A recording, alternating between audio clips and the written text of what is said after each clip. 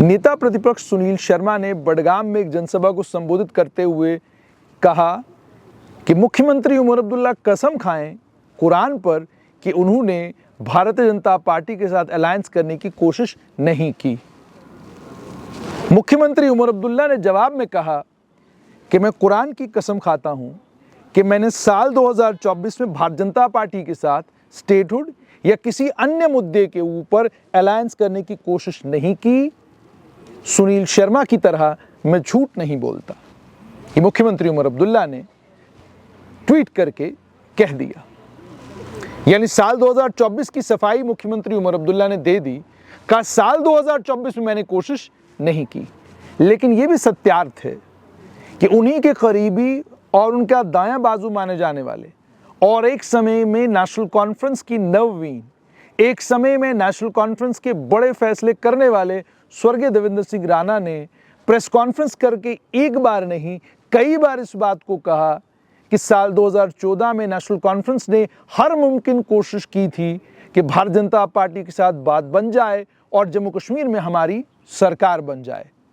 साल 2014 में जो भारतीय जनता पार्टी थी, उस समय भी प्रधानमंत्री नरेंद्र मोदी थे और उस समय गृह विभाग राजनाथ सिंह के पास था और भारतीय जनता पार्टी की बागडोर इस समय के गृह मंत्री अमित शाह के हाथ में थी। यानी इस बीजेपी में और उस बीजेपी में कोई अंतर नहीं था। मुख्यमंत्री उमर अब्दुल्ला ने साल 2024 की बात की है और नेता प्रतिपक्ष ने बीजेपी की बात की है। मतलब साफ ये है कि नेता प्रतिपक्ष ने बातों बातों में ये कह दिया कि बीजेपी के साथ अलायंस करने की नेशनल कॉन्फ्रेंस कोशिश कर रही थी और उमर अब्दुल्ला ने कहा साल 2024 में नहीं की। मतलब इस बात को डिनाई नहीं किया कि इससे पहले नहीं की होगी, इस बात का भी उल्लेख नहीं किया कि इसके बाद नहीं करेंगे या कभी नहीं करेंगे, बल्कि ये कहा कि साल 2024 में नहीं की। नेताओं को सच झूठ के चक्कर में पड़ना नहीं चाहिए। इसलिए नेताओं को सच झूठ के चक्कर में पड़ना नहीं चाहिए क्योंकि नेता जब भाषणबाजी करते हैं, जब मैनिफेस्टो तैयार करते हैं, जब ट्विटर पर ट्वीट करते हैं, तो उसमें झूठ और सच का मिश्रण होता है।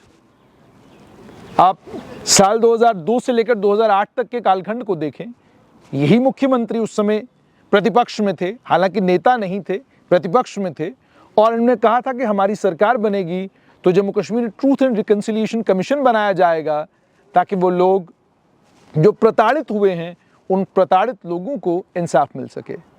साल 2009 से 2014 तक इनकी सरकार रही, लेकिन वो कमीशन कभी नहीं बना। यही सरकार थी, इसी सरकार ने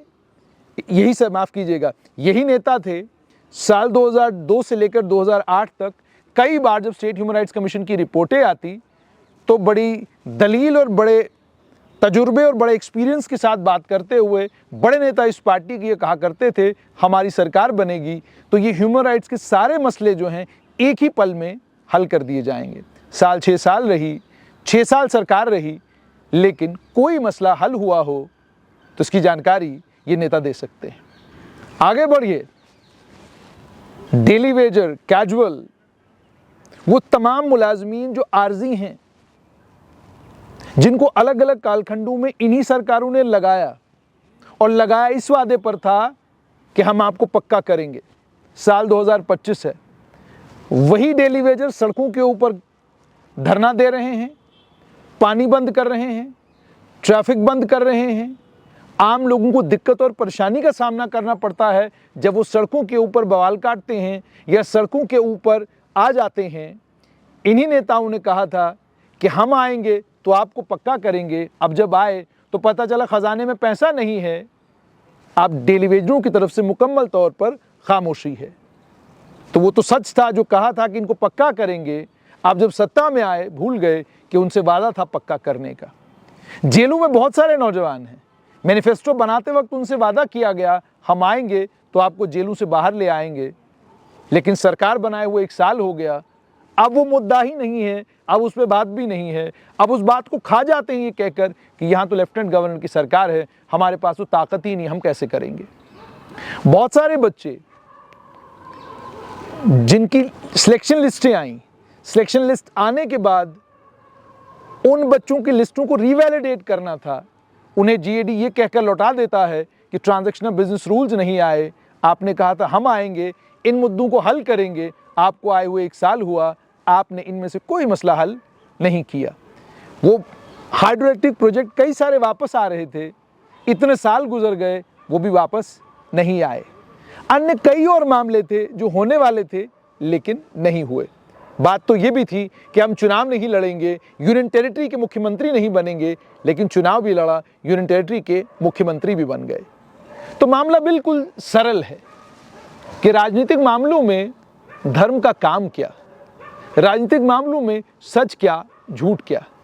राजनीतिक मामलों में आप इस बात से इनकार करें कि आपने भारतीय जनता पार्टी के साथ अलायंस की साल 2024 में कोशिश नहीं की, इसका मतलब कतई ये नहीं है कि कभी कोशिश नहीं की। और सबसे मज़ेदार बात तो ये है, जब आप दिल्ली जाएं तो क्या ये सच नहीं है कि जब एक कालखंड था जिस कालखंड में यही लोग जो आज दिल्ली में सत्ता में हैं, इन्हीं में से कई लोग आपके कैबिनेट कलीग थे। तो जब अपने कैबिनेट कलीग से कोई भी आदमी लंबे अंतराल के बाद मिलता है तो बात तो चलती ही है, बात तो होती ही है, और बात तो हर एक मुद्दे पे होती होगी। संभव ही नहीं है कि इन मुद्दों के ऊपर बात ना होती हो। तो कहने का मतलब बिल्कुल साफ है कि जब बात राजनीति की आए तो इसमें सच पर ज़्यादा जोर देने की कोई ज़रूरत नहीं है, और किसी बात को झूठ कहकर उसको टालने की भी ज़रूरत नहीं है, और इसमें इस बात की भी कोई ज़रूरत नहीं कि धार्मिक ग्रंथों को सर पे उठाकर कसम खाकर कहा जाए कि जनाब मैंने सच कहा था या जनाब मैंने झूठ नहीं कहा था। राजनीतिक मामले हैं, बड़े नाजुक हैं। अभी 4 साल और सरकार के हैं और बाजी कहीं किसी भी तरफ जा सकती है। तब हो सकता है कोई ये ट्वीट खंगाल कर निकाले और कहे आप तो कहते थे कि बीजेपी के साथ अलायंस करने की बात हमने साल 2024 में नहीं की, अब क्या हुआ। ये मामले बन सकते हैं। तो इसलिए धर्म को राजनीतिक मामलों से बाहर ही रखा जाए और राजनीति में केवल राजनेता की तरह बात की जाए, और इसमें भी कोई सच्चाई, इसमें भी कोई झूठ नहीं कि जहां नेता प्रतिपक्ष अब नेता प्रतिपक्ष की तरह बात करते हैं, वहीं मुख्यमंत्री उमर अब्दुल्ला अब एक कर्मठ नेता और राजनीतिक कार्यकर्ता के तौर पर बात करते हैं।